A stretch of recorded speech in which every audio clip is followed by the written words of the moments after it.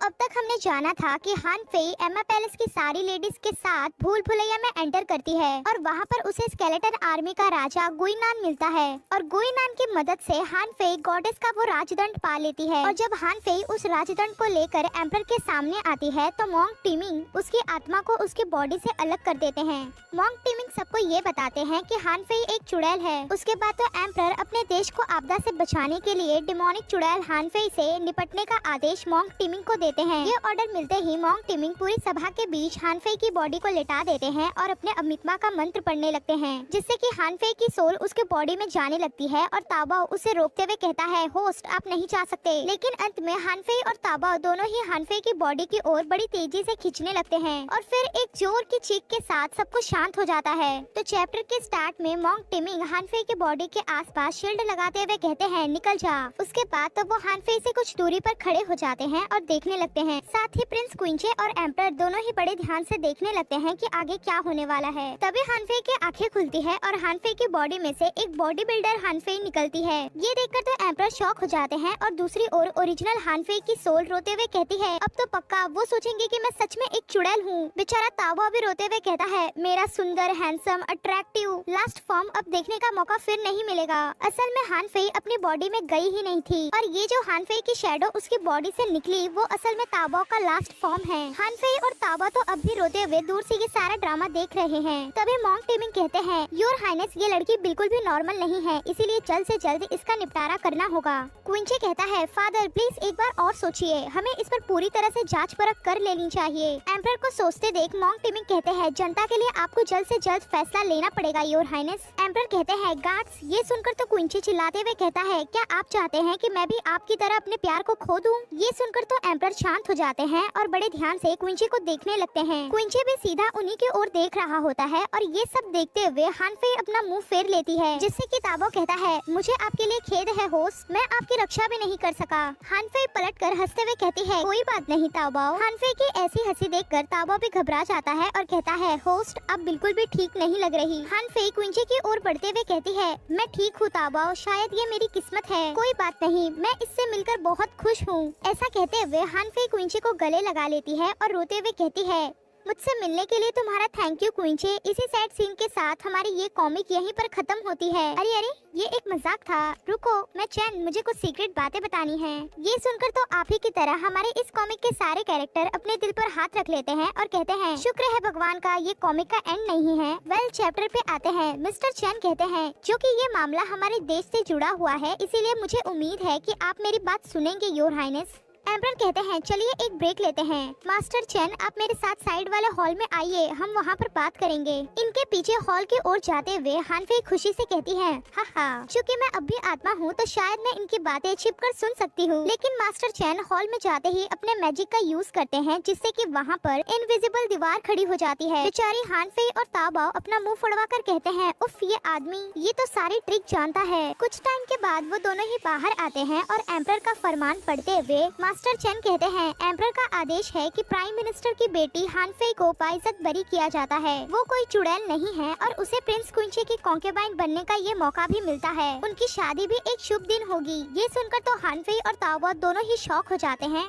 कि ये क्या हो गया, कहाँ ये लोग मुझे चुड़ैल समझ के मारने वाले थे। और अब नेक्स्ट सीन में कुछ दिनों के बाद हान फेई और प्राइम मिनिस्टर दोनों ही एम्परर के सामने उनको रिस्पेक्ट दिखाते हुए बैठे होते हैं। वेल यहाँ पर हान फेई अपनी ओरिजिनल बॉडी में ही है। हान फेई हैरान होते हुए मन ही मन कहती है, आखिर एम्परर और मास्टर चैन ने आपस में ऐसी भी कौन सी बात की है। तभी एक सर्वेंट एम्परर का लिखा फरमान लेते हुए एक गहरी सांस लेकर पढ़ना शुरू करता है। एम्परर की आज्ञा से लेडी हान फेई, जो कि प्राइम मिनिस्टर की बेटी है और सुंदर, संस्कारी और गुणी भी। हालांकि एम्परर को एमा पैलेस की सारी लेडीज में से सबसे अच्छी लेडी चुनने में काफी लंबा समय लगा और अब खास तौर पे हान फेई को प्रिंस क्विंचे के कॉन्केबाइन के रूप में शादी करने की इजाजत दी जाती है। इसीलिए शादी की तैयारियों के लिए लेडी हान फेई अब एमा पैलेस छोड़ सकती हैं। सर्वेंट के मुंह से निकली संस्कारी, सुंदर, गुणी, ये तीनों बातें हान फेई को जाकर चुप जाती हैं और हान फेई मन ही मन कहती है, क्या ये लोग मेरा मजाक उड़ा रहे हैं। तभी एम्परर कहते हैं, उठो मेरे डियर, अब तो तुम मेरी फैमिली हो। हान फेई का भी ध्यान जाता है कि प्राइम मिनिस्टर तो पूरी तरह से एम्परर के सामने झुक गए हैं। ये देखकर तो हान हान फेई भी झुक जाती है और एम्परर कहते हैं तुम उठते क्यों नहीं डियर। हान फेई घबराते हुए कहती है फादर आप ये क्या कर रहे हैं, उठिए, अगर आप जल्दी नहीं उठे तो एम्परर को ये इंसल्ट लगेगी। अचानक प्राइम मिनिस्टर उठ जाते हैं और रोते हुए कहते हैं योर हाइनेस, ये बूढ़ा प्राइम मिनिस्टर आपको धन्यवाद बोलना चाहता है और मेरी रूडनेस के लिए भी मुझे माफ कर दीजिए, मैं तो बस। उसके बाद तो एम्परर और प्राइम मिनिस्टर दोनों ही हान फेई को घूरने लगते हैं। फिर तो एम्परर भी रोते हुए मन ही मन कहते हैं प्राइम मिनिस्टर मैं समझ सकता हूँ कि तुम क्या महसूस कर रहे हो, बेचारा मेरा बेटा, उसे तो पिग मिल गई। दूसरी ओर प्राइम मिनिस्टर मन ही मन सोच रहे होते हैं कि एम्परर बहुत ही दयालु है, आखिरकार मेरी लिटिल फैटी ने सोना हासिल कर लिया, ये कोई आसान मामला थोड़ी है।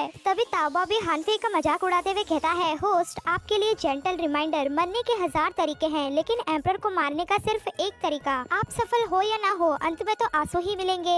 ये सब जानकर तो हान फेई को गुस्सा आने लगता है और तभी एम्परर खांसते हुए इशारा करते हैं जिसे समझते हुए प्राइम मिनिस्टर कहते हैं तो योर हाइनेस अब मैं अपनी बेटी को यहाँ से लेकर जाना चाहूँगा। हान फेई के निकलते ही एम्परर सोचने लगते हैं कि उस दिन क्या हुआ था। उस दिन हॉल के अंदर जाने के बाद मास्टर चेन ने कहा था कि गॉडेस का स्टार चमक उठा है। एम्परर कहते हैं क्या कहा आपने। मास्टर चेन आगे कंटिन्यू करते हुए कहते हैं योर हाइनेस मैंने आपको बताया था कि प्रिंस क्वींची का भाग्य पटरी पर से उतर गया है और उनका बहुत ही दुखद अंत होगा। अगर गॉडेस स्टार न चमकता तो उनका भाग्य वो ही होता। कुछ महीने पहले जब मिनिस्टर हान के भाग्य में कुछ अजीब से संकेत दिखे, ठीक उसी समय गॉडेस स्टार चमक उठा। ये बात सच है कि हान फेई नॉर्मल नहीं है और अलग भी है। मैं पूरी तरह से ये कहने की हिम्मत तो नहीं कर सकता कि हान फेई से हमें कोई नुकसान नहीं होगा, लेकिन अभी ये कहना बहुत ज्यादा जल्दबाजी होगी कि वो एक श्राप है या वरदान। अगर हमने उसे मार डाला तो हो सकता है कि हम खुद को एक बहुत बड़े जोखिम में डाल लें। एम्परर कहते हैं बस इतना काफी है, मैं समझ गया। तो यही रीजन था हान फेई को जिंदा छोड़ने का। नेक्स्ट सीन में हम देखते हैं हान फेई अपने मेंशन में अपने बेड पर लेटी होती है और प्रिंस क्वींची के साथ हुई अपनी किस के बारे में सोचकर ब्लश कर रही होती है। उसके बाद तो वो बिस्तर पे यहाँ वहाँ मेलते हुए कहती है ओ गॉड मुझे यकीन नहीं हो रहा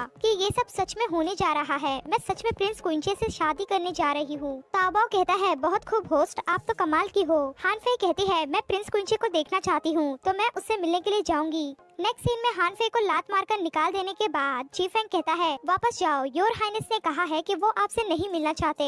उसके बाद तो हान फेई दरवाजा पीटते हुए कहती है क्या मतलब है इसका, दरवाजा खोलो, आखिर वो मुझसे क्यों नहीं मिलना चाहता, क्या मैंने उसे गुस्सा दिला दिया है। तभी अंदर से आवाज आती है कि ये हमारे यहाँ का रिवाज है, शादी से पहले दूल्हा दुल्हन एक दूसरे को नहीं देख सकते, इसे अपशगुन माना जाता है। फिर तो हान फेई निराश हो जाती है और वहाँ से जाने लगती है। तभी उसकी नजर एम्परर और हेड लेडी पर जाती है। हान फेई सोचने लगती है कि हेड लेडी तो वही है ना जो हमेशा ही क्वींची के आसपास होती हैं, वो एम्परर के साथ शामिल क्यों होंगी। मैं हान फेई उनकी बातें छुपकर सुनने लगती है। एम्परर कहते हैं मुझे बताओ कि क्वींची के पैलेस की क्या सिचुएशन है। हेड लेडी कहती है उन्होंने हाल ही में कुछ कदम उठाए हैं लेकिन फिर भी उन्हें काबू किया जा सकता है। ये सुनकर हान फेई अपने कपड़े को टाइटली जकड़ते हुए सोचने लगती है कि बिल्कुल नहीं, मुझे तो यकीन नहीं हो रहा कि हेड लेडी एम्परर के लोगों में से एक है। उसके बाद तो हान फेई संभल कर उठते हुए सोचने लगती है कि अगर क्वींची को ये पता चला, लानत है वो दोनों तो आपस में बातें कर रहे हैं लेकिन मुझे वापस जाकर पकौड़े खाने हैं। अचानक हान फेई से आवाज हो जाती है और पीछे से हेड लेडी कहती है कौन है वहाँ पर। हेड लेडी हान फेई की ओर बढ़ते हुए कहती है अपने आप को दिखाओ, अगर तुमने नहीं दिखाया तो तुम्हारे लिए बिल्कुल भी अच्छा नहीं होगा। ये सुनकर हान फेई घबरा जाती है और मन ही मन चिल्लाते हुए कहती है मुझे क्या करना चाहिए, ताओबाओ जल्दी कुछ सोचो। ताओबाओ रोते हुए कहता है होस्ट आप हमेशा मुझे बहुत बड़ी मुसीबत में क्यों डाल देती हैं? मेरा नाम ताओबाओ है, मुसीबत नहीं। हान फेई तो ताओबाओ का गला पकड़ लेती है और गुस्से से कहती है जल्दी करो, अगर तुमने अभी कुछ नहीं किया तो तुम्हें एक न्यू होस्ट ढूंढना पड़ेगा। ताओबाओ चुटकी बजाते हुए कहता है समझ गया। ठीक उसी समय पत्थरों के पीछे से एक बिल्ली हेड लेडी के सामने आ जाती है। फिर तो वो बिल्ली वापस से हान फेई के बाजू में आ जाती है और गायब होने लगती है। दूसरी ओर हेड लेडी पत्थर के पीछे नहीं देखती और वहाँ से जाते हुए कहती है बकवास, ये तो बस एक आवारा बिल्ली है। उसके बाद तो ताओबाओ और हान फेई दोनों ही राहत की सांस लेते हैं और सोचने लगते हैं कि हम तो बेहद करीब थे। नेक्स्ट सीन में अपने रूम में पहुँचने के बाद हान फेई फटाफट पानी पीती है और कहती है शुक्र है ताओबाओ हम बच गए, हम तो पकड़े जाने के बेहद करीब थे। ताओबाओ पसीना पोंछते हुए कहता है आपको अपना वजन कम करने पर ध्यान देना चाहिए होस्ट, अगर आप ऐसा ही करती रही तो मैं भी। अरे हाँ मैं तो भूल ही गया था, आपने जो भी मिशन पूरे किए हैं उसका रिवॉर्ड देना होस्ट। फिर तो हान फेई के लिए धड़ाधड़ मैसेजेस आने लगते हैं कि बधाई हो होस्ट, आपने वाटर साइड विलेज के टेस्ट को पास कर लिया। इसके लिए आपको रिवॉर्ड में 20 स्टार कॉइन्स, एक स्वान कैरियर और लेटर एक्सचेंज फंक्शन मिलता है। अब ये दोनों चीजें क्या है हानफे आगे यूज करेगी तो आपको पता चल ही जाएगा। सिस्टम कंटिन्यू करते हुए कहता है, बधाई हो होस्ट, आपने गॉडेस के भूल भुलैया वाला टेस्ट भी पास कर लिया है, जिसके लिए आपको 100 स्टार कॉइन और 3 स्लिमिंग वाटर मिलता है। इसके अलावा जो कि आपने बाप बेटी के रिश्ते को और भी बेहतर किया है, इसके लिए आपको रिवॉर्ड में 10 स्टार कॉइन और एक सिचुएशनल असिस्टेंट मिलता है। साथ ही प्रिंस क्विंची की फेवरेबिलिटी को लाइट में बदलने के लिए आपको रिवॉर्ड में 150 स्टार कॉइन और इम्प्रेसिव एक्सपीरियंस मिलता है।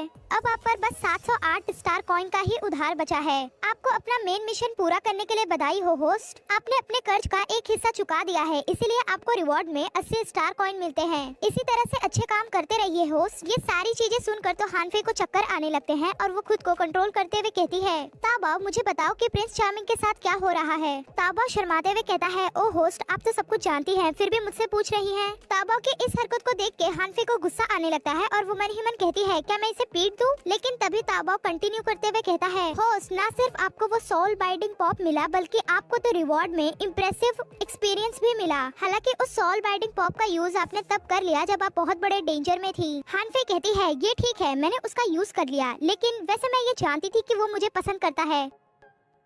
ताबो कहता है, होस्ट क्या आपको गरम लोहे पर ये सुनकर तो हानफे की दुनिया हिल जाती है और वो नौटंकी करते हुए कहती है, ताबो तुम्हें क्या लगता है कि मैं ऐसा नहीं चाहती? हम एक दूसरे को नहीं देख सकते और वैसे भी ये व्हाट्सएप का जमाना थोड़ी है जो मैं उससे चैटिंग भी कर सकूं। ताबो कहता है, आप मिल नहीं सकते, लेकिन चैटिंग के बारे में कुछ कहा नहीं जा सकता। अरे हाँ होस्ट, अब आप ये मत कहना कि मैंने आपकी मदद नहीं की। टेना, ये है स्वान कैरियर जो कि असल में पेपर से बनी एक चिड़िया है। नेक्स्ट सीन में हमें दिखाया जाता है प्रिंस क्विंचे को। तभी वो पेपर की चिड़िया बंद खिड़की में से अंदर आ जाती है और क्विंचे उस पेपर की चिड़िया को सहलाता है। फिर तो वो चिड़िया भी रिएक्ट करती है और उसके बाद अपने नॉर्मल रूप यानी एक स्ट्रेट पेपर बन जाती है। क्विंचे उस पेपर पे लिखता है, क्या ये तुम हो गोल मटोल? दूसरी ओर हानफे जिसके हाथ में भी सेम वैसा ही पेपर होता है, उस पे भी क्विंचे के लिखे वो शब्द उभर कर आ जाते हैं। उसके बाद तो क्विंचे देखता है कि उस पेपर पर ये लिख कर आ जाता है कि तुम मुझे गोल मटोल मत बोलो, अगर तुमने ऐसा किया तो मैं तुम्हें काट लूंगी। ये पढ़कर तो क्विंचे को कंफर्म हो जाता है कि ये उसकी गोल मटोल हानफे ही है। इसीलिए क्विंचे हंसता है और उस पेपर पे हाथ फिराते हुए कहता है, तुम मुझे काटना चाहती हो? ऐसा करने के लिए हमारी शादी होने के बाद तुम्हें रूम में जाने तक का इंतजार करना होगा। दूसरी ओर हानफे इन सारी चीजों के बारे में सोचते हुए बहुत ज्यादा ब्लश कर रही होती है और साथ ही वो चिल्लाते हुए कहती है, पक्का वो मुझे चिढ़ा रहा होगा। ऐसा कहते हुए वो उस पेपर को ही अपने दांतों के नीचे दबा लेती है। तभी उसका ध्यान जाता है कि उस पेपर में से तो ब्लड निकल रहा है। ये देखकर तो हानफे घबरा जाती है और चिल्लाते हुए कहती है, ताबाओ ये क्या हो रहा है? ऐसा लग रहा है कि मैंने सचमुच उसे काट लिया हो।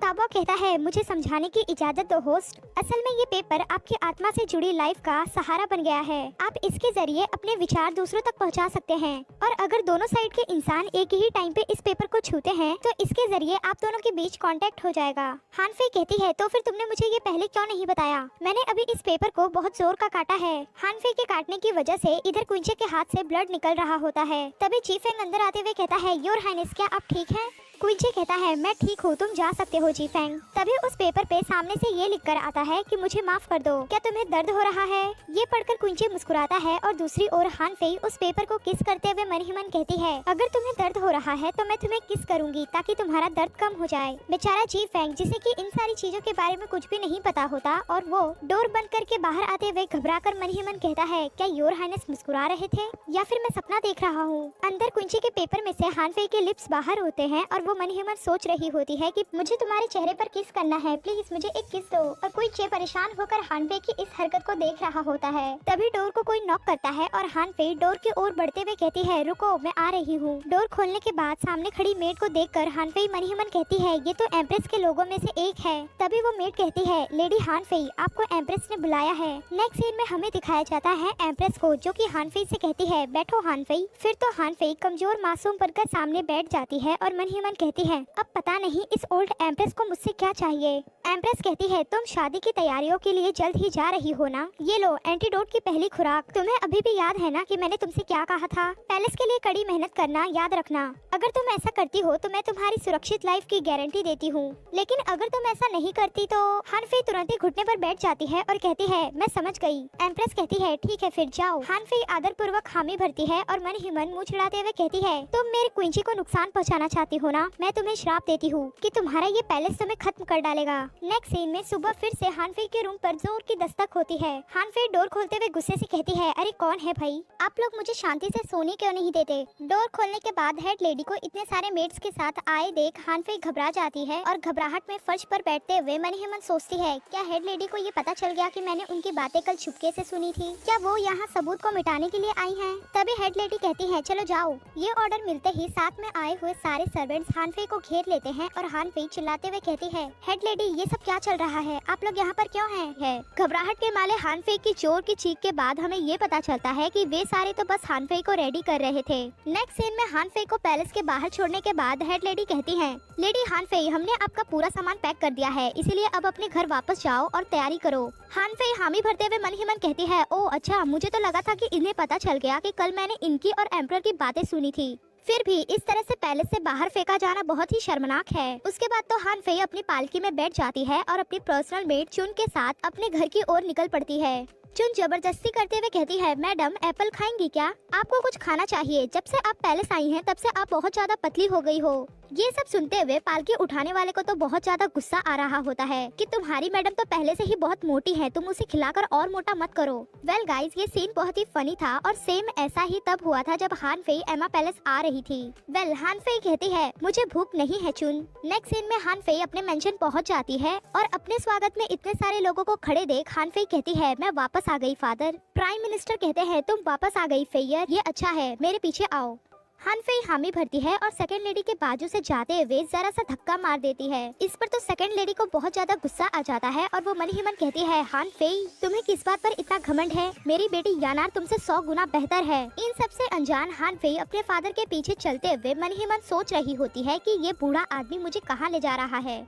तभी हानफे का ध्यान जाता है कि वो एक हॉल के पास पहुंच गई है। असल में उस हॉल के अंदर फैमिली के मर चुके लोगों का नाम एक बोर्ड पर लिख कर रखा जाता है और वहीं पर हानफे की मदर का नाम भी लिखा गया होता है। प्राइम मिनिस्टर हानफे को अंदर ले जाते हुए कहते हैं, चलो फेयर अपनी माँ के लिए कुछ धूप जला लो। उसके बाद तो प्राइम मिनिस्टर अपनी वाइफ से बात करते हुए कहते हैं, फेयर अब बड़ी हो गई है और वो जल्द ही शादी करने जा रही है। हालांकि थर्ड प्रिंस में कुछ कमियां हैं, लेकिन इसके सिचुएशन को देखते हुए कम से कम इसके पास कुछ तो है जिससे कि ये जुड़ सकती है। हानफे भी बैठ के अपने मदर के लिए प्रेयर कर रही होती है कि तभी सिस्टम कहता है, डिंग, नई खोज होस्ट, आपको अपनी मदर के मौत का कारण ढूंढना है और उसका बदला भी लेना है। इसके लिए आपको रिवॉर्ड में 10 स्टार कॉइन और एक रैंडम आइटम मिलेगा। ये सुनकर तो हानफे मन ही मन सोचने लगती है कि ओरिजिनल ओनर की मदर का नाम ड्यू शिंगयांग था। ये नाम बहुत ही अनलकी है, जाहिर तौर पर वो अपनी पूरी जिंदगी बहुत ज्यादा अनलकी रही होगी। हानफे कहती है, फादर उदास मत होइए, भले ही मुझे मदर के साथ ज्यादा समय बिताने का मौका नहीं मिला, लेकिन फिर भी अब मैं आपके साथ तो हूँ ना।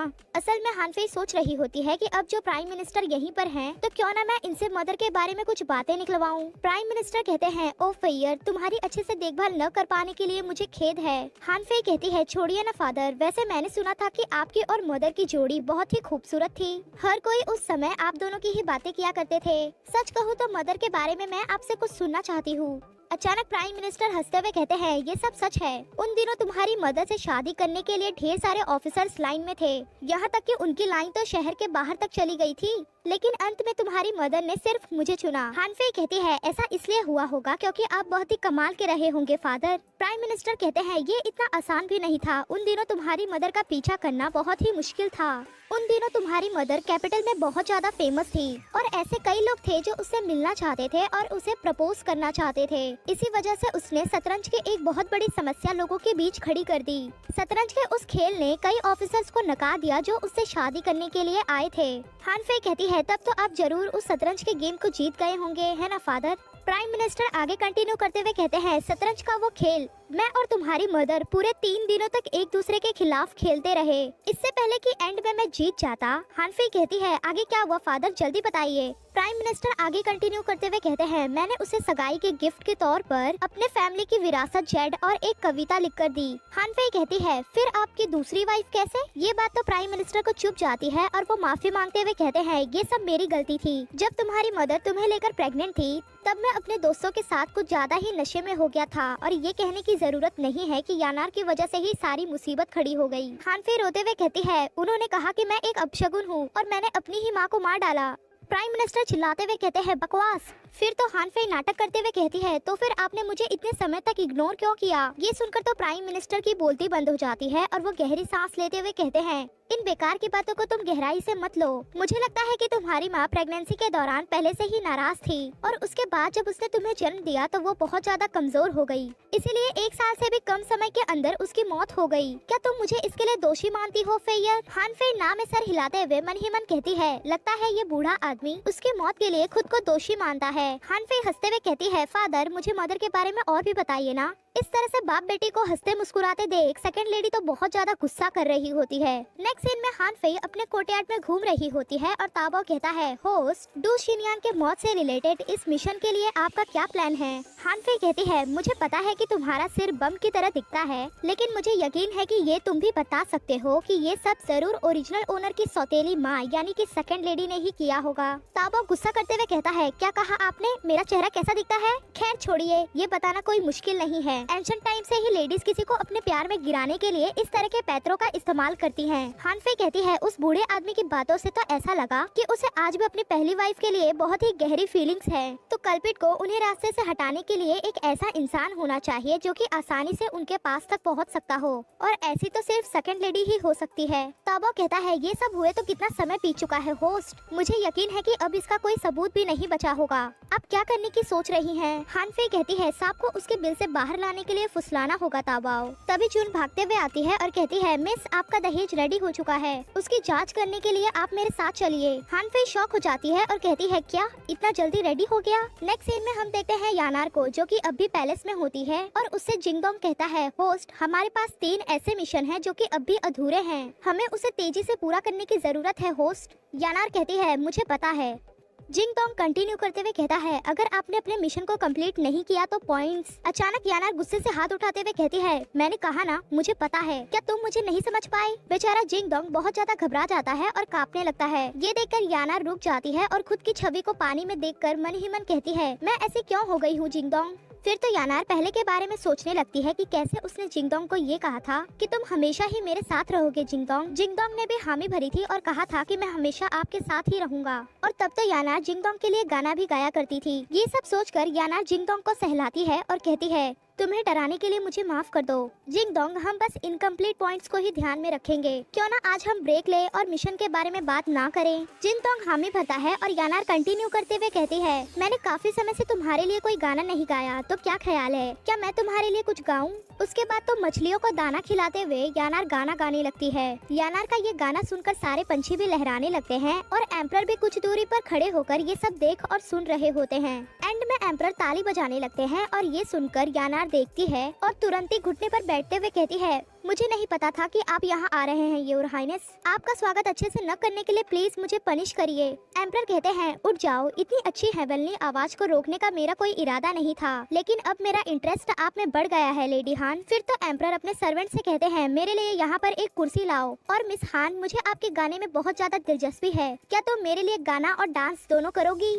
यानार शर्माते हुए कहती है आपके लिए गाना और डांस करना मेरे लिए सम्मान की बात होगी योर हाइनेस। नेक्स्ट सीन में हम देखते हैं एम्परर का एक सर्वेंट दूसरी मेड को ये बात बता रहा होता है। उसके बाद तो वो मेड सीधा पहुंचती है एम्प्रेस के पास। एम्प्रेस की लंबी उम्र के लिए दुहाई देते हुए वो कहती है मैं आपके लिए खबर लाई हूँ। एम्प्रेस कहती है ठीक है मेरे करीब आओ और मुझे बताओ। पूरी खबर जानने के बाद एम्प्रेस गुस्से से हाथ पटकते हुए कहती है मैं जानती थी वो उसे नहीं भूल सकता। गुस्से से ऑर्डर देते हुए एम्प्रेस कहती है यानार को बाद में मेरे पास लाओ। सर्वेंट यानार से कहती है कि एम्प्रेस उससे मिलना चाहती है। यानार हामी भरती है और कहती है हाँ मैं अभी आपके साथ चलती हूँ। साथ ही यानार के दिमाग में चल रहा होता है कि ये तो बड़ी हैरानी की बात है, आखिर एम्प्रेस मुझसे क्यों मिलना चाहती है। एम्प्रेस के पैलेस में पहुँचने के बाद यानार ग्रीटिंग करती है। एम्प्रेस जो कि आराम से लेटी होती है वो कहती है यानार तुम यहाँ आ गई, चलो आओ मेरे पैरों की मालिश करो। यानार हामी भरती है और जैसे ही मालिश करने के लिए बैठती है एम्प्रेस उसका फेस उठाते हुए कहती है तुम बिल्कुल एक जैसे हो। यानार कहती है योर हाइनेस आप क्या। इतने में एम्प्रेस खड़ी हो जाती है और यानार के फेस को अच्छे से पकड़ते हुए कहती है तुम इतने एक जैसे दिखते हो कि मैं उसकी मौत को दोबारा अपनी आंखों से देखने के लिए बहुत ज्यादा एक्साइटेड हूँ। ये सुनते ही यानार घबरा कर पर गिर जाती है और मन ही मन कहती है, दोबारा ये किसके बारे में बात कर रही है। तभी वहाँ पर क्राउन प्रिंस आते हुए कहता है, मदर अब मेरी सारी चोटें ठीक हो चुकी है, इसीलिए मैं आपसे मिलने आया हूँ, लेकिन यहाँ पर क्या हो रहा है। एम्प्रेस हंसते हुए कहती है, आओ मेरे बेटे, वो तो मैं बस यानार से पूछ रही थी कि अपनी बहन की शादी की तैयारियों में मदद करने के लिए वो घर जाना चाहेगी, ऐसा ही है ना यानार। यानार भी घबराते हुए हामी भर देती है। क्राउन प्रिंस कहता है, आपको उस नाजायज लड़के और उस मोटी लड़की की इतनी चिंता क्यों होगी। तभी उसकी नजर यानार पर जाती है और वो शर्माते हुए अपनी बात को बदलते हुए कहता है, मेरा मतलब है कि अगर आपके पास समय है तो कुछ मजेदार चीजों की चिंता करना ज्यादा बेहतर होगा। एम्प्रेस कहती है, यानार तुम जा सकती हो। नेक्स्ट सीन में हम देखते हैं हानफे को ढेर सारे सामान को दिखाते हुए चुन कहती है, देखिए यंग मिस, इतना सारा दहेज, इससे तो क्लियर हो जाता है कि आप प्राइम मिनिस्टर के लिए जरूरी हैं। हानफे कहती है, तुम्हें क्या लगता है मेरे फादर जो कि प्राइम मिनिस्टर हैं और पूरे 3 देश के मामले संभालते हैं, उनके पास इतना टाइम होगा ये सारा सामान तैयार करने का। मेरे पीछे आओ और इस पर नजर डालो। तभी सेकंड लेडी की मेड बताते हुए कहती है, यंग मिस, सेकंड लेडी ने ये सारा सामान प्राइम मिनिस्टर के कहने अनुसार तैयार किया है, आप इस पे एक बार नजर डाल लीजिए। हानफे एक बॉक्स को छूती है और कहती है, कहीं इसमें जहर तो नहीं है। ये सुनकर सेकंड लेडी की मेड घबरा जाती है और कहती है, ओ यंग मिस, आप सच में मजाक करना जानती हैं। हानफे कहती है, ठीक है फिर तुम यहाँ से जा सकती हो। वहाँ से जाते हुए वो मेड मन ही मन कहती है, ये मोटी कब से इतना स्मार्ट हो गई। खैर छोड़ो, परवाह भी किसे है, इसे जो देना था वो तो दिया जा चुका है। तभी हानफे कहती है, रुक जाओ। वो मेड रुक जाती है और हंसते हुए कहती है, यंग मिस, क्या आपको कुछ चाहिए। ये सुनकर हानफे हंसती है और मन ही मन कहती है, भले ही मैं ये नहीं जानती कि तुम लोग क्या प्लान कर रहे हो, लेकिन फिर भी ये मत सोचना कि तुम मुझे इतनी आसानी से बेवकूफ बना सकते हो। हानफे कहती है, सेकंड लेडी इतनी अच्छी है, उन्होंने मेरे लिए इतनी सारी तैयारियां की, उन्हें मेरी तरफ से थैंक यू बोलना और ये भी बताना कि मैं कुछ दिनों में उनसे मिलने आऊंगी। दूसरी ओर यानार के पास एक लेडी भागते हुए आती है और यानार से कहती है, यानार, एम्प्रेस बहनों का रिश्ता अच्छी तरह से समझती है, इसीलिए उन्होंने तुम्हें अपनी बहन की शादी की तैयारियों के लिए घर लौटने की खास इजाजत दी है। यानार कहती है, मैं समझ गई मैडम, मैं निकलने के लिए तुरंत ही अपना सामान पैक करूंगी। अपने रूम की ओर जाते हुए यानार सोचने लगती है कि आखिर ये एम्प्रेस मुझे पैलेस से बाहर निकालने की कोशिश क्यों कर रही है। शायद ये उस इंसान से रिलेटेड है जिसका उसने जिक्र किया था। तभी जिंगडोंग कहता है, होस्ट, जो कि हम वापस जा रहे हैं तो हमें सबसे पहले पिछले मिशन को पूरा करना होगा, वरना। यानार कहती है, मुझे पता है पिछली बार हानफे की वजह से मेरा वो मिशन पूरा नहीं हो पाया, लेकिन इस बार मैं उसे खुद को रोकने नहीं दूंगी। नेक्स्ट सीन में हम देखते हैं एक बहुत ही खूबसूरत सा सजा हुआ कमरा और बिस्तर पर घूंघट डाले दुल्हन बैठी होती है। तभी धूला जो कि क्विंचे है वो आते हुए कहता है, हानफे, अंत में हम एक साथ हो सकते हैं। क्विंचे हानफे के घूंघट को एक स्टिक से हटा देता है और फिर चिल्लाते हुए कहता है, हानफे, तुम इतनी मोटी कैसे हो गई। फिर हम देखते हैं हानफे को जो कि सच में बहुत ज्यादा मोटी हो गई होती है और कहती है, मोटी, मुझे तो लगा मैं अब भी ठीक हूँ। क्विंचे कहता है, मैं अब तुमसे प्यार नहीं करता, सब कुछ खत्म। हानफे उसे रोकने की कोशिश करती है और इतने में ही सिस्टम कहने लगता है, बेब, वेट लूज करके प्रिंस चार्मिंग को कैप्चर करने का मिशन फेल। सिस्टम ये बार बार दोहराने लगता है और अचानक हानफे के पैरों के नीचे की जमीन टूट जाती है और हानफे एक खाई में गिरने लगती है। हानफे घबराकर उठ जाती है और मिरर में खुद को देखते हुए कहती है, वो बहुत डरावना था, आखिर वो कैसा सपना था। तभी वहाँ पर चुन आ जाती है और कहती है, यंग मिस, क्या आप उठ गयी? क्या आपने कल रात कुछ धूप जलाई? इसकी खुशबू अच्छी है। हानफे कहती है, धूप? मुझे तो किसी भी तरह की स्मेल नहीं आई, मेरा मतलब इन बक्सों के आने से पहले तक। चुन कहती है, ऐसा लगता है कि ये खुशबू किसी बक्से में से ही आ रही है। हानफे उस बक्से को खोल देती है और अंदर के सारे सामान को देखते हुए कहती है, मुझे लगता है कि ये स्मेल इसी तकिए में से आ रही है। चुन कहती है, ये तकिया तो आपकी मदर के दहेज में यहाँ आया था, आखिर सेकंड लेडी ये आप में कैसे शामिल कर सकती हैं? देखिए, इस पर तो उनके नाम की कढ़ाई भी है। हानफे सोचने लगती है कि मेरी मदर का दहेज मेरे में शामिल था, सेकंड लेडी तो कुछ ज्यादा ही कंजूस है। हानफे उस तकिए को उठाते हुए कहती है, जरा रुको, क्या इसमें से आ रही खुशबू कुछ ज्यादा मीठी नहीं है? फिर हानफे याद करने लगती है कि प्राइम मिनिस्टर ने उसे बताया था कि डॉक्टर से इलाज कराने पर उन्होंने ये बताया कि हानफे की मदर अगर आराम करेगी तो वो जल्द ही ठीक हो जाएगी, लेकिन किसी कारण वो हर रात बुरे सपने से जाग जाया करती थी, जिससे कि धीरे धीरे करके उसकी बॉडी और भी कमजोर होती गई और अंत में ये सब सोचकर हानफे कहती है, ओह अच्छा, तो मुझे पता चल गया कि आखिर हुआ क्या था। फिर तो हानफे वहाँ से जाते हुए कहती है, चुन, मैं थोड़ी देर के लिए बाहर जा रही हूँ, इन सारी चीजों को ठीक से रख दो। नेक्स्ट सीन में हम देखते हैं सेकंड लेडी के सामने एक कैरेज रुकता है और उसमें से यानार बाहर आती है। यानार को देख सेकंड लेडी कहती है तुम पैलेस बस थोड़े टाइम ही रही, लेकिन देखो तो तुम कितनी थकी हुई लग रही हो। पीछे खड़े अपने भाई हान वेंशु को देखते हुए यानार कहती है मदर आप कुछ ज्यादा ही चिंता करती हैं। वैसे वेंशु हाल ही में तुम्हारी तबीयत कैसी है? वेंशु कहता है सिस्टर हाल ही में मैं बहुत ठीक हो रहा हूँ। वेंशु को ध्यान से देखते हुए यानार के सामने एक विंडो ओपन हो जाती है जिसमें कि लिखकर आ रहा होता है कि हान वेंशु को मार डालो। नेक्स्ट सीन में हम देखते हैं रात के समय यानार एक पिंक कोट ओढ़कर अपने छोटे भाई वेंशु के कमरे में घुस जाती है। तभी जिंगडोंग कहता है होस्ट आपको जल्दी करनी होगी, ये मिशन ज्यादा देर तक नहीं बचेगा। यानार कुछ नहीं कहती और अपना हाथ वेंशु की ओर बढ़ा देती है। ठीक इसी समय दूसरी ओर हानफे भी लाल कोट ओढ़कर चुन के साथ चल रही होती है। चुन घबराते हुए कहती है यंग मिस पहले ही बहुत देर हो चुकी है, हमें सेकंड यंग मिस के कोर्टयार्ड में नहीं जाना चाहिए। हानफे चुन को चुप रहने के लिए कहती है और सेकंड लेडी के रूम में एक छेद करके धुआं छोड़ देती है। ये देखकर कि वो धुआं सेकंड लेडी ने सूंघ लिया है, हानफे अपने साथ लाए हुए उन कपड़ों को चुन को देते हुए कहती है जल्दी करो और इसे पहनो। चुन कहती है लेकिन ये आपकी मर चुकी मदर का है। हानफे कहती है मुझे पता है, जल्दी करो, अगर मैं इन कपड़ों को पहन सकती तो तुम्हें यहाँ नहीं लाती। अंदर से सेकंड लेडी के कर्राने की आवाज सुनकर हानफे कहती है वो समय अब आ गया। फिर तो वो चुन को रूम के अंदर भेज देती है और कहती है चुन वैसा ही करना जैसा मैंने तुम्हें सिखाया था। सेकंड लेडी जो कि अभी एक बुरे सपने से जागी होती है वो खुद को शांत करते हुए कहती है शुक्र है भगवान का ये बस एक सपना था।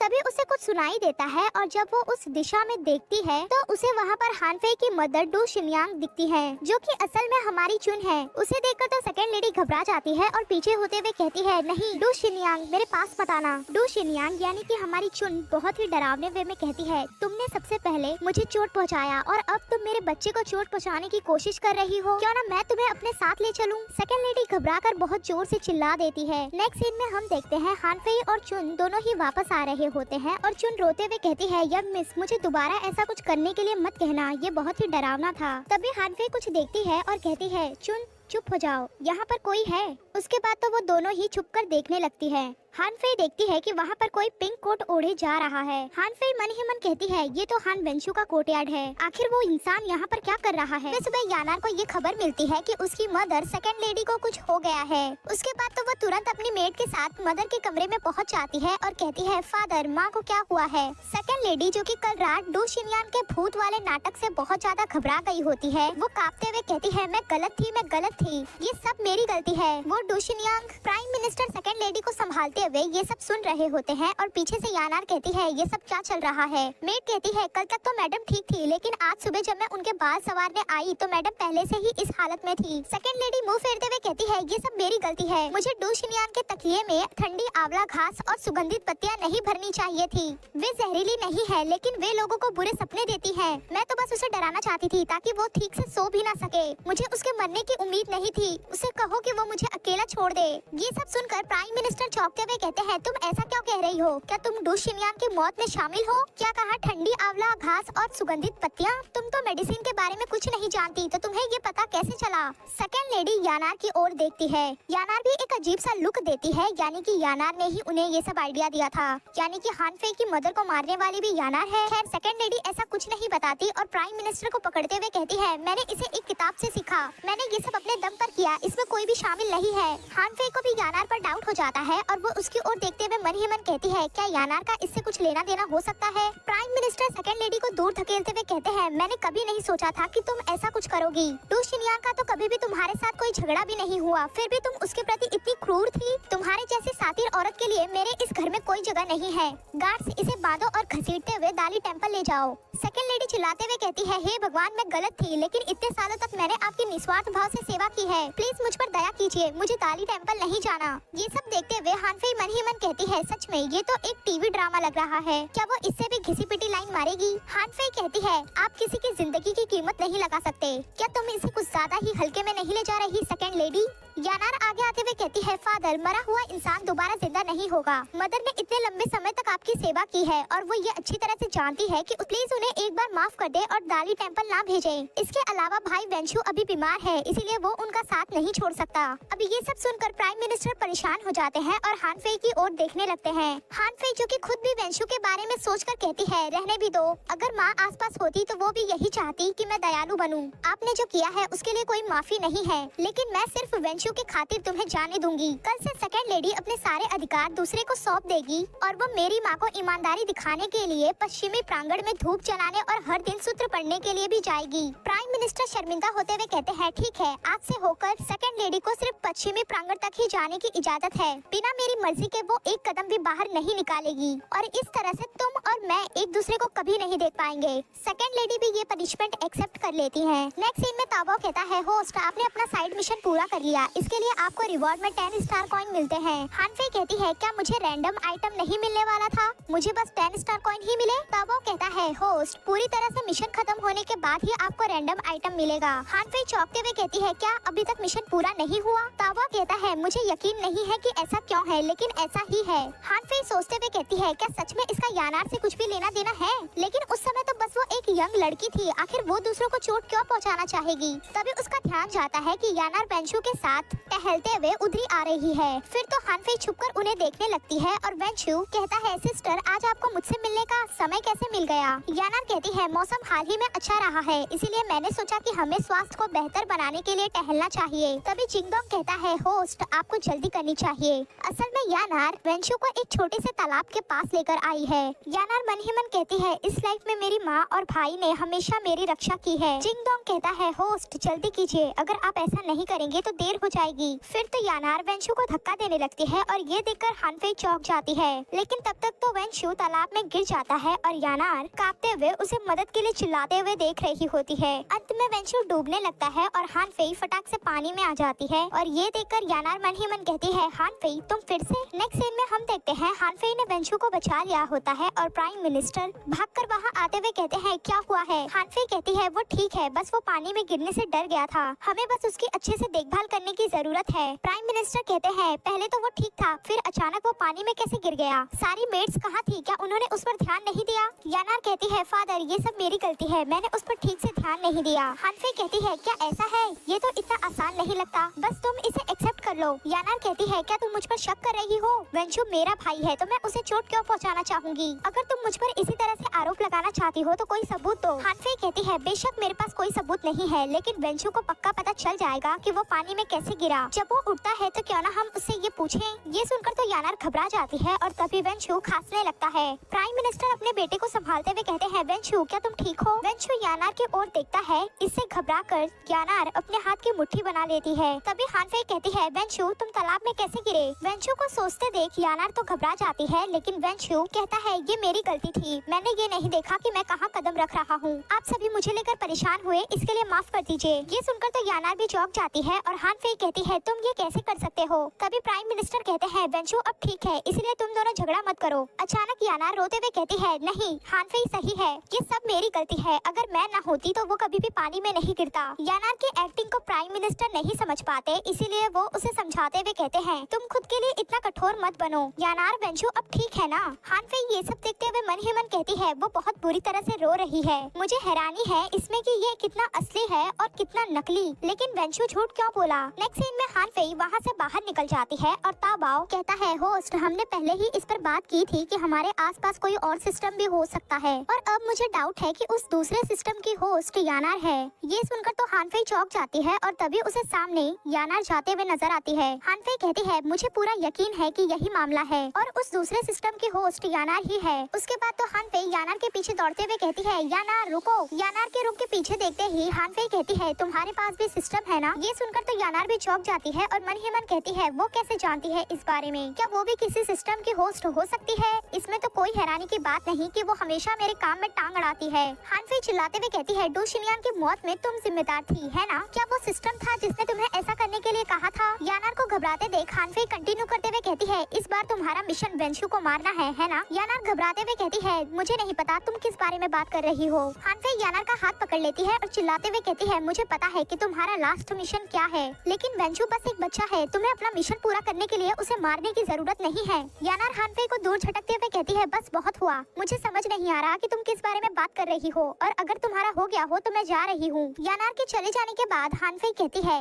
ताओबाओ दुनिया में एक सिस्टम क्या है। ताओबाओ कहता है ये दुनिया के हर मास्टर के लास्ट मिशन के अनुसार अलग अलग होता है। हर सिस्टम अलग है और उनके दिए गए मिशन भी अलग ही होते हैं। हानफे कहती है फिर यानार को सिस्टम ने ऐसा मिशन क्यों दिया? ताबो कहता है मुझे नहीं पता होस्ट। हानफे मन ही मन कहती है वेट लूज करना और प्रिंस चार्मिंग को कैप्चर करना। मुझे लगा कि सिस्टम एक धोखा है, क्या मैंने गलत समझा? हानफे दवा लेकर वेंशु के पास जाती है और उसे देते हुए कहती है तुम्हें इसे अभी पीना होगा। उसके बाद तो हानफे भी वहीं पर बैठ जाती है और कहती है वेंशु मैंने सारे सर्वेंट्स को यहाँ से भेज दिया, अब यहाँ पर सिर्फ हम दोनों हैं, क्या तुम मुझे बता सकते हो तुमने आज यानार को बचाने के लिए झूठ क्यों बोला? वेंशु तो चौंक जाता है और कहता है सिस्टर मुझे पता था कि मदर ने क्या किया। अब हानफे चौंक जाती है कि हाँ क्या बोल रहे हो? वेंशु आगे कंटिन्यू करते हुए कहता है दरअसल मैं इसके बारे में पहले से ही जानता था। मैंने सर्वेंट्स को ये कहते सुना था कि मदर ही थी जिसने पुरानी मैडम डू शिनयांग को मार डाला।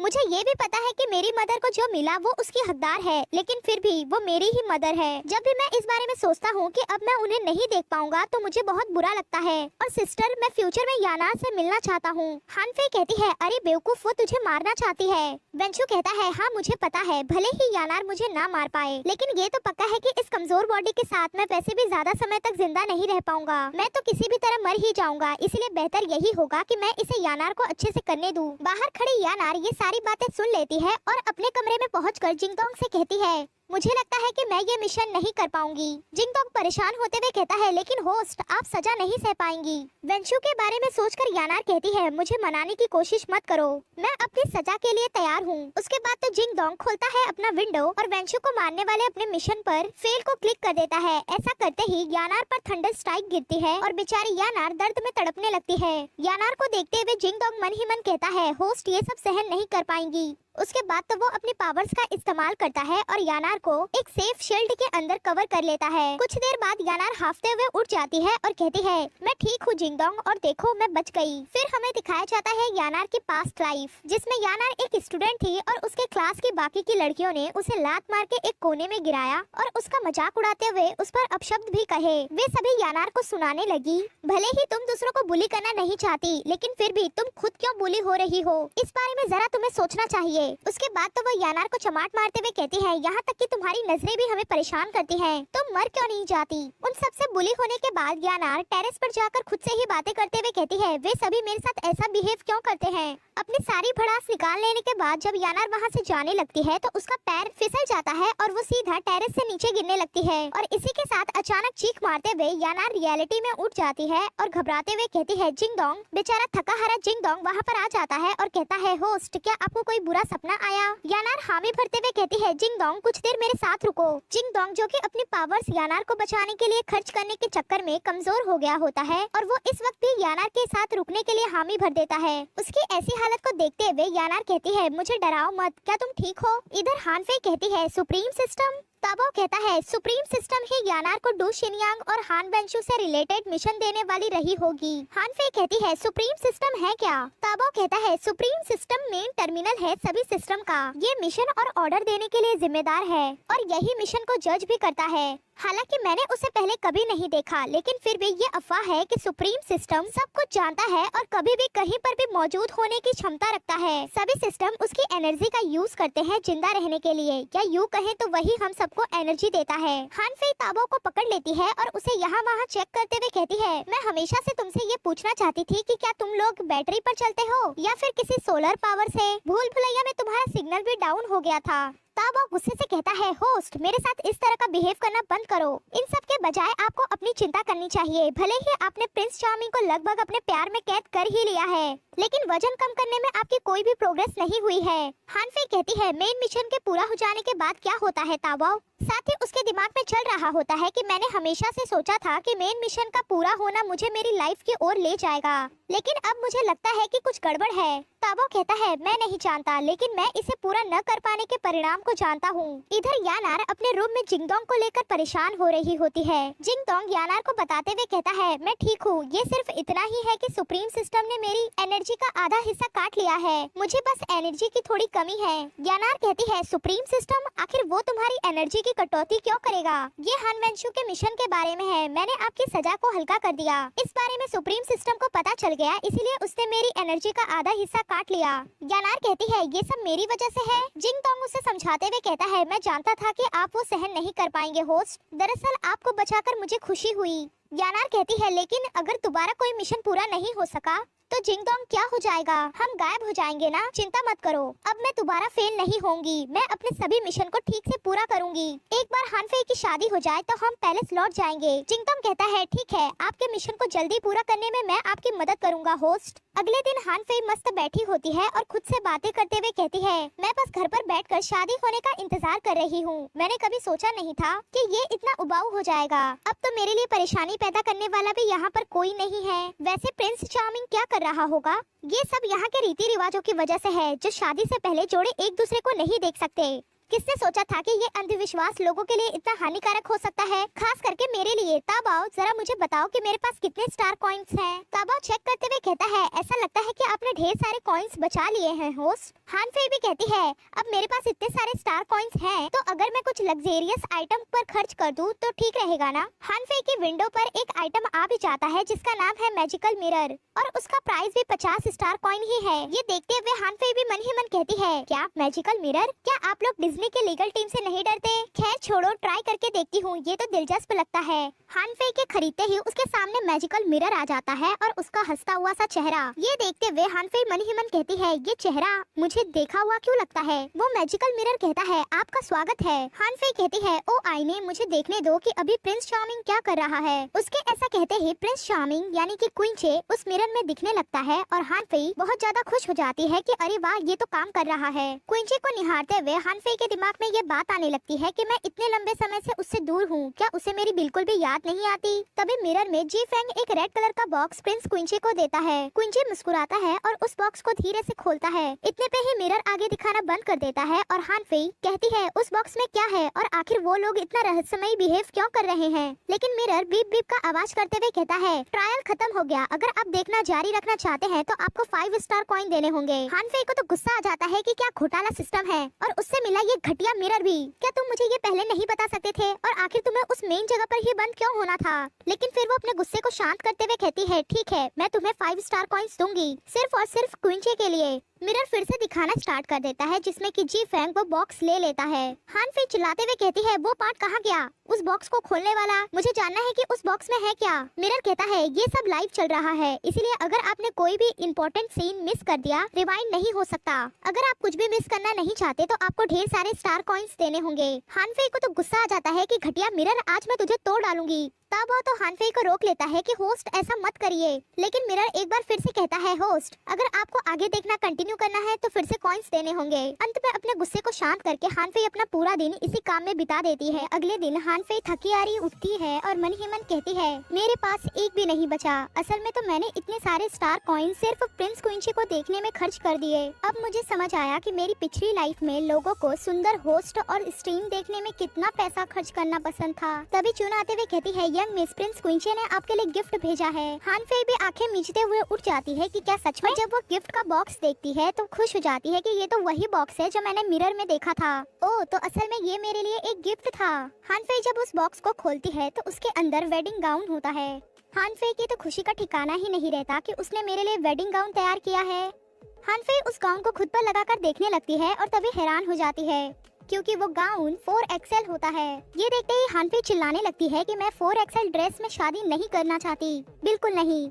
फिर तो वो बॉक्स बंद कर देती है और चुन को देते हुए कहती है, चुन, इसे जो लाया था क्या वो चला गया है? अगर वो नहीं गया है तो उसे ये वापस दे दो। चुन कहती है, यंग मिस, क्या आपको ड्रेस पसंद नहीं आया? हानफे कहती है, डिजाइन में तो कुछ भी गलत नहीं है, लेकिन कौन 4XL के ड्रेस में शादी करना चाहेगा? और हाँ चुन, उसे मेरे लिए प्रिंस को एक संदेश देने के लिए भी कहना। चुन कहती है, वो क्या है? हानफे कहती है, उसे बताओ कि मैं निश्चित रूप से उससे शादी करना चाहती हूँ, लेकिन एक ऐसी हानफे बनकर जो उसके योग्य है। चुन के जाते ही हानफे जोश से कहती है, ताओ जल्दी आओ और अभी मेरे लिए तेजी से वजन घटाने का कार्यक्रम बनाओ। ताओ तो रोने लगता है कि होस्ट आखिरकार अपने वजन कम करने का निर्णय कर लिया है। मैं देख सकता हूँ कि 63 चैप्टर्स हो चुके हैं इस कॉमिक के और अंत में अब जाकर आप अपने ट्रैक पर वापस आई हैं। हानफे तो उसका पापड़ बनाते हुए कहती है, चुप रहो और चिल्लाना बंद करो। उठने के बाद ताओ कहता है, तो इस मामले में मुझे आपके लिए एक्टिवेट करना पड़ेगा ultimate brutal slimming training mode, जो आपको बदल देगा ऐसे में। हानफे तो हैरान हो जाती है कि क्या तुम श्योर हो? नेक्स्ट सीन में हानफे विक्ट्री का का कपड़ा बांधकर एक्सरसाइज करना शुरू कर देती है और ये सब देखते हुए आसपास की नौकरानियां बातें कर रही होती हैं कि ये क्या कर रही हैं। दूसरी कहती है मुझे नहीं पता, पिछले कुछ दिनों से शोर हो रहा है। नेक्स्ट सीन में हान फेई चिकन की ओर अपना हाथ बढ़ा ही रही होती है कि तभी ताबाओ उसके हाथ पर मारता है, जिससे कि बेचारी हरी सब्जियां खाने लगती है। नेक्स्ट सीन में हान फेई वजन घटाने का एक अच्छा नुस्खा पका रही होती है और ताबाओ अपना नाक बंद करते हुए कहता है क्या तुम श्योर हो कि ये खाने लायक है होस्ट? हान फेई कहती है निश्चित रूप से ये है,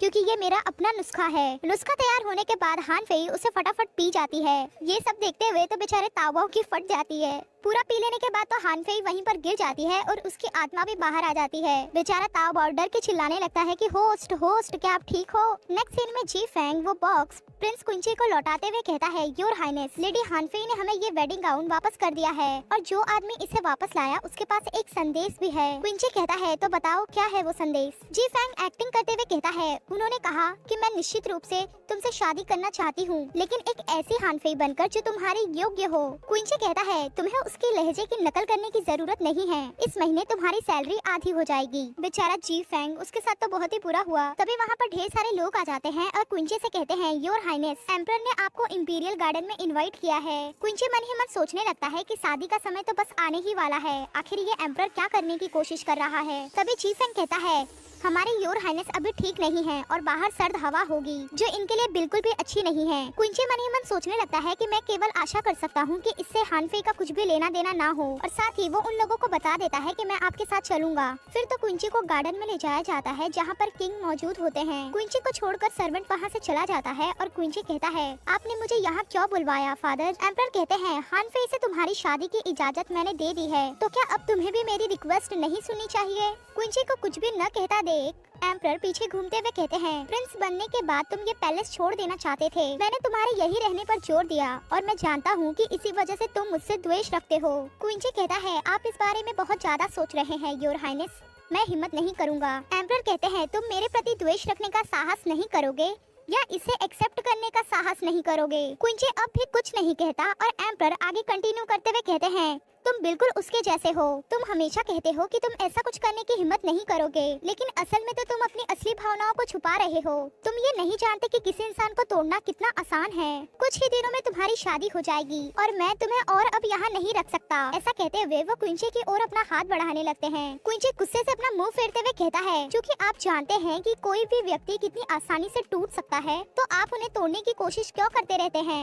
एम्परर भी अपना हाथ रोक लेते हैं और गुस्सा हो जाते हैं। साथ ही क्विंची की इविल पर्सनैलिटी बोलने लगती है कि इसके अलावा मेरे सबसे प्यारे फादर, क्या आपने कई चीजें यूं ही नहीं तोड़ दी और अब जबकि आप उन्हें पहले ही तोड़ चुके हैं तो इतना पछतावा क्यों दिखा रहे हैं? किंग गुस्से से अपना मुंह फेरते हुए कहते हैं रहने भी दो, गार्ड्स प्रिंस क्विंची को वापस ले जाओ। क्विंची भी कहता है मुझे माफ कर दीजिए फादर। उसके बाद तो क्विंची जैसे ही वहाँ से जाने लगता है कि तभी एक टहनी की वजह से क्विंची का मास्क उसके फेस पे से उतर जाता है और बिना मास्क के क्विंची के फेस को देखते हुए एम्परर क्विंची की माँ के बारे में सोचने लगते हैं। तभी क्विंची फटाक से अपना मास्क उठा लेता है और लगाने ही जा रहा होता है कि तभी एम्परर कहते हैं तुम वापस आ गई, मैंने तुम्हें बहुत याद किया। इससे पहले कि एम्परर क्विंची के फेस को छूते क्विंची उन्हें जोर से धक्का दे देता है जिससे कि एम्परर वहीं पर गिर जाते हैं। साथ ही एम्परर को होश आ जाता है कि वो उसकी वाइफ नहीं बल्कि उसका बेटा क्विंची है। सर्वेंट भी एम्परर को संभालने लगते हैं, लेकिन एम्परर उन्हें ऑर्डर देते हैं कि पहले प्रिंस क्विंची को उनके रूम में वापस ले जाओ। क्विंची के चले जाने के बाद एम्परर मन ही मन कहते हैं मैं एक स्वार्थी आदमी हूँ और मुझे इसका अफसोस है। फिर तो वो अपने गार्ड्स को बुलाते हैं और कहते हैं मेरी वसीयत घोषित करो। दूसरी ओर हान फेई अपने घर पर मौजूद होती है और कहती है ताबाओ क्या तुम तैयार हो?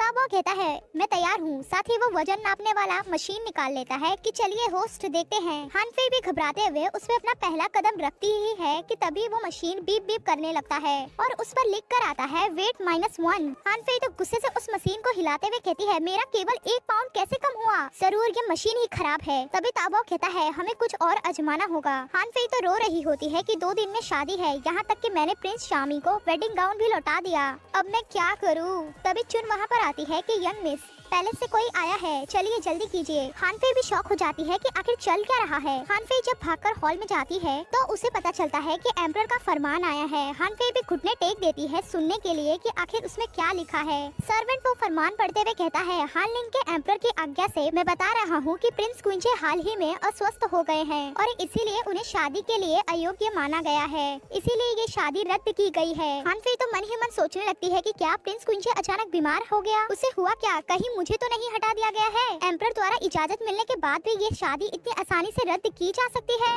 क्या ये कोई 7 दिन की रिफंड नीति है? मुझे शादी करने का मौका मिलने से पहले ही छोड़ दिया गया है। क्या कोई बता सकता है आखिर यहाँ चल क्या रहा है? तभी वो सर्वेंट कहता है, इसके अलावा गॉडेस के रूप में लेडी हान फेई आपको जल्द ही पैलेस वापस आ जाना चाहिए ताकि आप वहाँ रहकर देश की किस्मत और भलाई के लिए प्रार्थना शुरू कर सके। हान फेई तो मन ही मन सोच रही होती है कि क्या बकवास है, क्या मैं एक भाग्यशाली बिल्ली लगती हूँ? वो सर्वेंट आगे आते हुए कहता है, एम्परर का ये फरमान आपका हुआ लेडी हान फेई। हान फेई तो मन ही मन सोचने लगती है कि रुको, इससे कोई फर्क नहीं पड़ता कि मैं इसके बारे में कैसे सोचती हूँ। पैलेस में अब वापस जाना कोई साधारण बात नहीं लगती। तभी सिस्टम कहता है, डिंग, आपका main mission start, Prince charming के साथ भाग जाओ। हान फेई सोचते हुए कहती है, ताबा मुझे इन सब में कुछ अजीब लगता है। मैंने जब पहले मैजिकल मिरर से प्रिंस क्विंची को देखा था तो वो तो ठीक लग रहा था, यहाँ तक कि उसने तो मेरे लिए वेडिंग गाउन भी तैयार किया था, लेकिन अब वो अचानक बीमार कैसे हो गया, वो भी बिना किसी क्लियरिफिकेशन के हमारी शादी को कैंसिल कर दिया गया है। तब वो कहता है, होस्ट, क्या आपको लगता है कि प्रिंस क्विंची ने आपको धोखा दिया है? हान फेई तो उसे बचाते हुए कहती है, क्या बकवास कर रहे हो?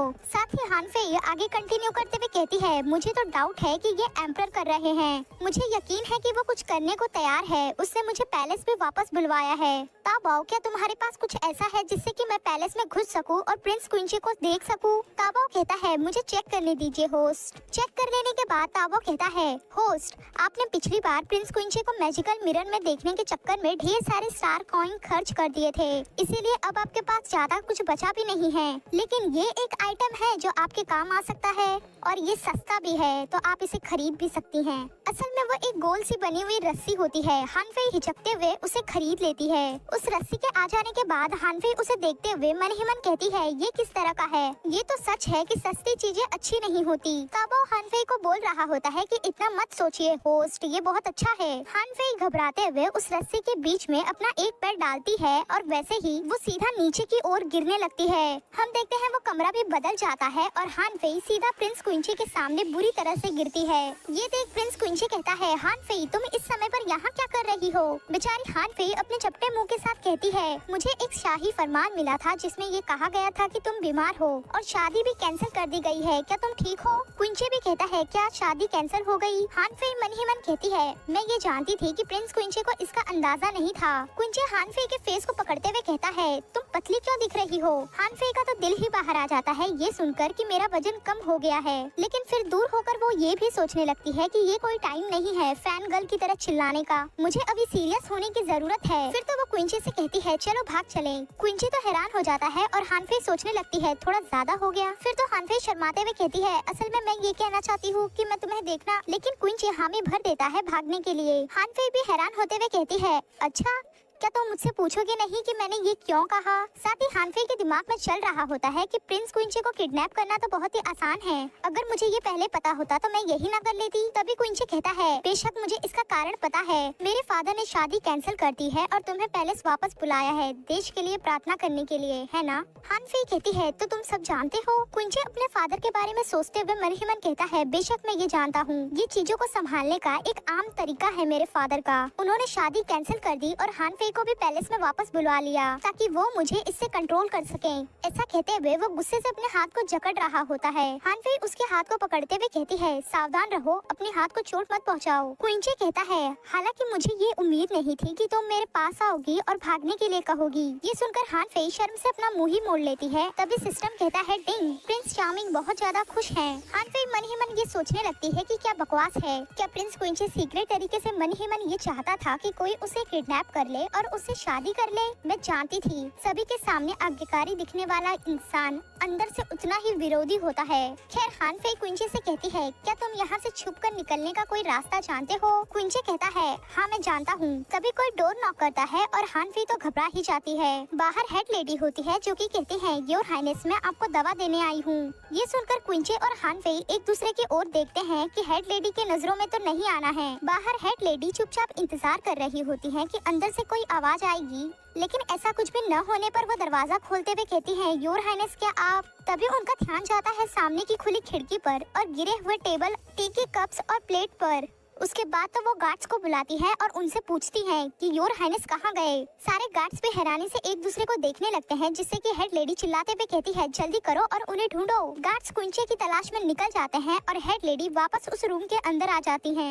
रूम के अंदर और कपाट की ओर देखते हुए हेड लेडी मन ही मन ये सोच रही होती है कि एम्परर ने उन्हें कहा था कि वो शादी कैंसिल करने जा रहे हैं और वो चाहते हैं कि हेड लेडी प्रिंस कुंचे पर नजर रखे। इधर हम देखते हैं कपाट के अंदर हान फेई और प्रिंस कुंचे दोनों ही छुपे होते हैं। हान फेई तो अपनी सांस रोके बैठी होती है और धीरे से कहती है क्या वो चली गई? अरे वो अभी तक गई क्यों नहीं? ये बहुत बुरा है, मैं इसे अब और नहीं रोक सकती। उसके बाद तो हान फेई जोर की सांस छोड़ते हुए कपाट से सीधा बाउंस हो जाती है और हेड लेडी के सामने प्रिंस कुंची के ऊपर गिर जाती है।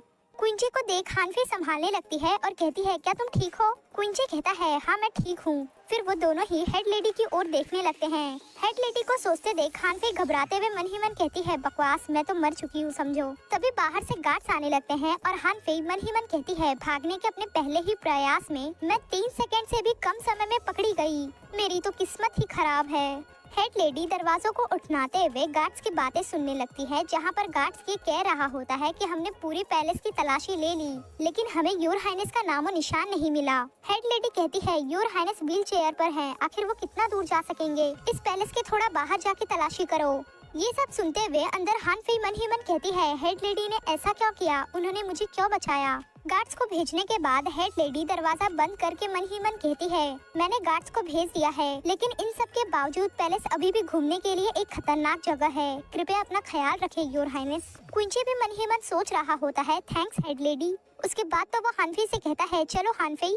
नेक्स्ट सीन में वो दोनों ही एक सीक्रेट रास्ते से निकल रहे होते हैं और हान फेई उस जगह को देखते हुए मन ही मन सोच रही होती है कि मुझे उम्मीद नहीं थी कि पैलेस के भीतर भी ऐसी कोई जगह होगी। फिर तो हान फेई कुंचे से पूछती है योर हाइनेस आपको कैसे पता चला कि ऑर्किड पैलेस में एक सीक्रेट रास्ता है? कुंची कहता है जब मैं छोटा था तो मेरी माँ ने मुझे इसके बारे में बताया था। उस समय मैं हमेशा ही पैलेस के नौकरों से दूर रहता था, इस सीक्रेट रास्ते में हमेशा घूमता रहता था लेकिन बाद में तभी हम देखते हैं कि आगे तो सीढ़ियाँ हैं। ये देख हान फेई पसीना पोंछते हुए कहती है अब तो एकमात्र रास्ता है जिससे हम यहाँ से आगे बढ़ सकते हैं और वो ये है कि मैं आपको अपने साथ ले चलूं। कुंची थोड़ी देर शांत हो जाता है और कहता है हान फेई जब तुम यहाँ से एक बार निकल जाओगी तो सीधा नॉर्थ की ओर हॉन्किंग शहर में जाना और जब तुम उस शहर में पहुँच जाओ तो अपनी पहचान छिपाना याद रखना। एक बार जब ये सब फादर को पता चल जाएगा तो क्लियर तौर से वो तुम्हारी तलाश के लिए लोगों को भेजेंगे। हान फेई कहती है योर हाइनेस क्या आप मुझे ये सब बाद में नहीं बता सकते जब हम यहाँ से बाहर होंगे, या क्या आपका मेरे साथ जाने का इरादा ही नहीं है? कुंची कहता है जब मैं बच्चा था तब मैं कई बार इस रास्ते से गुजरा हूँ। इन सीढ़ियों के बाद सीढ़ियों की एक और उड़ान ऊपर की ओर जा रही है, ये सब हजारों सीढ़ियाँ हैं। हान फेई तुम्हारा मुझे इन सब के बीच ले जाना असंभव है। हान फेई भी मन ही मन सोचने लगती है कि कुंचे क्या तुम मुझ पर बोझ पड़ने से डरते हो? कुंचे आगे कंटिन्यू करते हुए कहता है तुम आगे बढ़ सकती हो और हुआन क्वीन शहर में मेरा इंतजार भी कर सकती हो, मुझ पर भरोसा करो मैं जरूर आऊँगा। हान फेई चिल्लाते हुए कहती है नहीं, अगर हम जा रहे हैं तो एक साथ निकलेंगे, मैं तुम्हें नहीं छोड़ूंगी। ऐसा कहते हुए वो कुंचे को उठा लेती है। कुंचे तो हैरान ही रह जाता है और हान फेई उसे लिए हुए ही सीढ़ियाँ उतरने लगती है। इससे पहले कि कुंचे कुछ कहता हान फेई कहती है मुझसे बात मत करो, मैं तुम्हें नहीं सुनूंगी।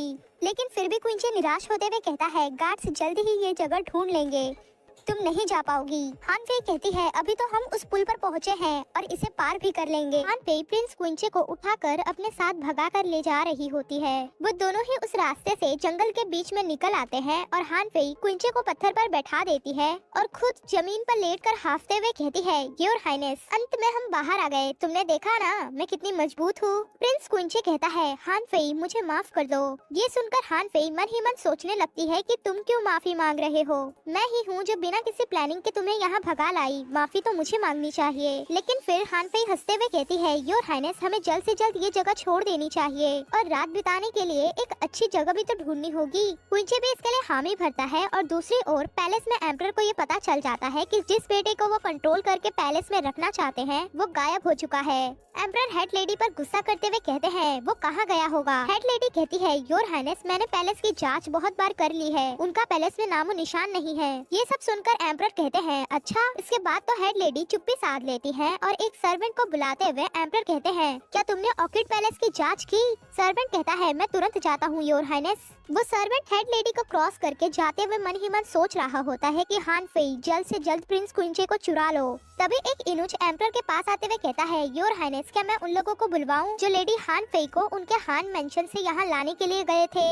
एम्परर कहते हैं इसकी कोई जरूरत नहीं है, हान मेंशन को गॉडेस सौंपनी ही होगी। अगर उन्होंने ऐसा नहीं किया तो मैं उनके लिए फरमान भिजवाऊंगा। चलो देखते हैं कि क्या हान फेई अपने हान मेंशन में रहने वाले लोगों का बलिदान देने के लिए तैयार हो जाएगी। इसका सीधा मतलब अब ये है कि एम्परर को ये बात अच्छी तरह से पता चल गई है कि क्विंचे हान फेई के साथ भाग चुका है। ऐसे में वो क्विंचे को वापस लाने के लिए हान फेई की फैमिली को टारगेट करेंगे, जिससे कि हान फेई इफेक्ट होगी और जाहिर है क्विंचे तो फिर होगा ही। इन सब से अनजान दूसरी ओर गुफा के अंदर हान फेई आग जलाने की कोशिश कर रही होती है और क्विंचे अपनी आंखें बंद करके बैठा होता है। हान फेई कुछ कहने ही वाली होती है, लेकिन फिर क्विंचे को ऐसे देख फुसफुसाते हुए कहती है क्या वो सो गया है? सचमुच आज का दिन तो बहुत कठिन रहा, जरूर उसे थकान हुई होगी। फिर तो हान फेई क्विंचे के पास आकर बैठ जाती है और कहती है अच्छा हुआ कि तुम सो गए, मुझे नहीं पता कि कल क्या होगा। साथ ही हान फेई क्विंचे के फेस को देखते हुए मन ही मन ये सोच रही होती है कि ओ माय गॉड ये कितना हैंडसम लग रहा है और इसका ये मास्क। ऐसा कहते हुए हान फेई अपना हाथ आगे बढ़ाती है। अचानक क्विंचे अपनी आंखें खोल देता है, जिससे घबरा कर हान फेई अपना हाथ हवा में ही रोके कहती है योर हाइनेस अगर मैं कहूँ कि आपके चेहरे पर मच्छर बैठा था तो क्या आप भरोसा करेंगे? साथ ही वो एम्बैरेस हो रही होती है कि आखिर मैं अब ये क्या बात कर रही हूँ। क्विंचे अपने फेस को टच करते हुए कहता है क्या तुम्हें इससे नफरत नहीं होती? हान फेई चौंकते हुए कहती है क्या? क्विंचे आगे कंटिन्यू करते हुए कहता है मेरा चेहरा बिल्कुल मेरी माँ जैसा दिखता है। दरअसल तुम तो इसे पहले से ही जानती हो है ना? ये सुनकर भी हान फेई कुछ नहीं कहती और क्विंचे आगे कंटिन्यू करते हुए कहता है मैं मास्क क्यों पहनता हूँ और मेरे फादर ने हमारी शादी कैंसिल क्यों कर दी? मैं हमेशा ही पैलेस में रहता हूँ जबकि मेरे पास ढेर सारी प्रॉपर्टी और प्रिंस का टाइटल है। क्या इन सब के बावजूद भी मैं तुम्हें डिस्कस्टिंग नहीं लगता? हान फेई कहती है ऐसी बातें मत कहो। क्विंचे के हाथों को पकड़ते हुए हान फेई कंटिन्यू करती है कि योर हाइनेस ये आपकी गलती नहीं है बल्कि ये तो दुनिया की गलती है। मैं तो आपसे भी ज्यादा डिस्कस्टिंग हूँ। अगर आपकी दुनिया दागदार है तो मैं उसे थोड़ा थोड़ा करके साफ करने में मदद करूँगी। तो जो डरा हुआ व्यक्ति है वो आप हैं, मैं नहीं। मुझे उम्मीद है कि आप मेरे साथ इस दुनिया से नहीं डरोगे। आखिरकार हम दोनों एक दूसरे के साथ इस दुनिया में जो है। हान फेई अपना हाथ पीछे लेते हुए कहती है खैर मैं आपसे इतना ही कहना चाहती थी। अचानक क्विंचे हान फेई के हाथ को पकड़कर अपने करीब खींच लेता है और कहता है अच्छा। क्विंचे के इतना करीब होते ही हान फेई के दिल की धड़कन तेज हो जाती है और वो शर्माते हुए मन ही मन सोचने लगती है एक गुफा और कैंप फायर, इसके अलावा हम दोनों अकेले? बिल्कुल नहीं। क्या हम बहुत तेजी से आगे नहीं बढ़ रहे? नहीं नहीं ऐसा कुछ नहीं हो सकता। तभी क्विंचे हान फेई को थपथपाते हुए कहता है सो जाओ। हान फेई कहती है योर हाइनेस ये सही नहीं है, हम दोनों अकेले। लेकिन क्विंचे उसकी आंखें बंद कर देता है कि सो जाओ। बाहर सनसनाती हवा चल रही होती है और अंदर हान फेई को तो नींद ही नहीं आ रही होती। साथ ही वो अपने दिमाग में सोच रही होती है कि हम दोनों यहाँ पर अकेले हैं। मुझे डाउट है कि प्रिंस चार्मिंग ने मुझे सिर्फ इसलिए गले लगाया है ताकि वो मुझे गर्म रख सके। इसी तरह कुछ समय बीतता है और आखिरकार हान फेई सो ही जाती है। ये देख क्विंचे कहता है अंदर आओ। अंदर जी फेंग अपने कुछ गार्ड्स के साथ आ जाता है और कहता है योर हाइनेस हमें देर से आने के लिए माफ कर दीजिए। क्विंचे कहता है बाकी सब कहाँ है? जी फेंग कहता है उन्हें इंपीरियल पैलेस से हटा दिया गया है और सभी शैडो गार्ड्स को तत्काल वापस बुलाया गया है, वे कुछ दिनों में ही जमा हो जाएंगे। क्विंचे कुछ नहीं कहता और हान फेई के गालों को पिंच करने लगता है। ये देख जी फेंग परेशान होते हुए मन ही मन कहता है योर हाइनेस आप ये क्या कर रहे हैं? हान फेई थोड़ा हिलती है और क्विंचे को अच्छे से पकड़कर सो जाती है। फिर क्विंचे कहता है पैलेस में क्या चल रहा है? जी फेंग कहता है योर हाइनेस एम्परर ने घोषणा की है कि आप बहुत बीमार हैं। हालांकि उन्होंने आपकी और लेडी हान फेई की तलाश के लिए इंपीरियल आर्मी को सीक्रेट तरीके से भेजा है। इतना ही नहीं उन्होंने लेडी हान फेई की फैमिली को ऑर्डर दिया गया है कि लेडी हान फेई को जल्द से जल्द सौंप दिया जाए, वरना हान फैमिली को इसके लिए पनिशमेंट मिलेगी। क्विंचे कहता है अच्छा ऐसा है क्या? अब तुम लोग ध्यान से मेरी बात सुनो, तुम लोगों को दोबारा बाहर आने की जरूरत नहीं है। जी फेंग कहता है योर हाइनेस आप। लेकिन क्विंचे उसे शांत कराते हुए कहता है ये अपने लिए रास्ता ढूंढ लेगी। दूसरी ओर हान मेंशन में हान फेई के फादर चिल्लाते हुए कहते हैं क्या हान फेई मिल गई? मेट कहती है नहीं माय लॉर्ड, लेडी हान फेई मेंशन में कहीं भी नहीं है। हान फेई के फादर चिंता करते हुए कहते हैं पैलेस के लोग गॉडेस को लेने के लिए आए हैं और वो अब भी बाहर है। आखिर मैं क्या करूँ? तभी पीछे से यानार आते हुए कहती है, डैड मैंने नौकरों से हान फेई के बारे में सुना है, मेरे पास एक आइडिया है। फादर कहते हैं वो क्या है? यानार बताती है कि हान फेई की जगह पर वो पैलेस में एंटर करेगी। ये सुनते ही फादर अपना मुंह फेरते हुए कहते हैं, बिल्कुल भी नहीं, अगर उन्हें पता चल गया तो वैसे भी ऐसा करके हम एम्परर को धोखा देने वाले दोषी होंगे, ऐसे में मैं तुम्हें कैसे जाने दे सकता हूँ? यानार कहती है, डैड मेरी बात सुनिए तो सही, हमारी फैमिली हान फेई को सौंप देने के इस ऑर्डर के खिलाफ जाने का जोखिम नहीं उठा सकती, इसीलिए मैं आपसे कह रही हूँ कि मुझे हान फेई की जगह पैलेस में एंटर करने दो, मुझे यकीन है कि मैं कुछ न कुछ कर लूंगी। फादर कहते हैं, लेकिन यानार कहती है, ऐसे क्राइसिस वाले टाइम पर इंसान को अच्छे से सीखना चाहिए और समझदारी से फैसले लेने चाहिए। अब मैं चलती हूँ फादर, माँ और भाई का ख्याल रखना। फादर कुछ नहीं कहते और यानार वहाँ से जाने लगती है। तभी जिंगतोंग कहता है, होस्ट आप हान फेई की ओर से हान मेंशन को बचाने के लिए पैलेस में एंटर कर रही हो ना? यानार अपने पेरेंट्स के बारे में सोचते हुए कहती है, नहीं मैं तो बस ये सब अपने मिशन के लिए कर रही हूँ। तो इसी सीन के साथ हमारा ये चैप्टर यहीं पर कंप्लीट होता है। तो आप लोगों को क्या लगता है, हान फेई और क्वींचे कब तक एम्परर के लोगों से बच के रह पाएंगे और यानार पैलेस जाकर क्या करने वाली है? खैर आप लोगों को ये चैप्टर कैसा लगा वो कमेंट में बताइए, लाइक कीजिए, शेयर कीजिए और प्लीज सब्सक्राइब कर लीजिए।